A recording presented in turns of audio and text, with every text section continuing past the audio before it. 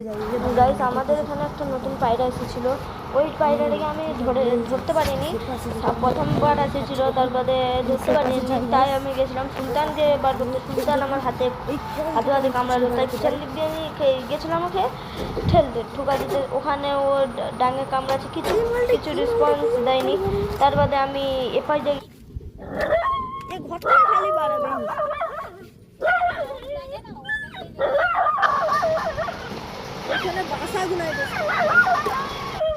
তার বাদে আমি দেখছি একটু, তার বাদে আমি উঠতে পারছি না, কিন্তু আস্তে আস্তে করে উঠছি।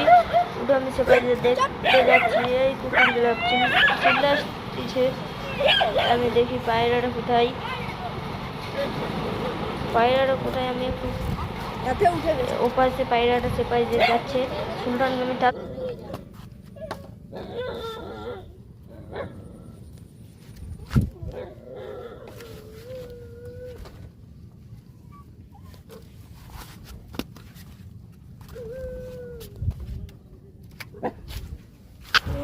বাদে সুলতানকে বার করতে যাচ্ছি আমি সুলতানকে দেখি গাইস কি হয়।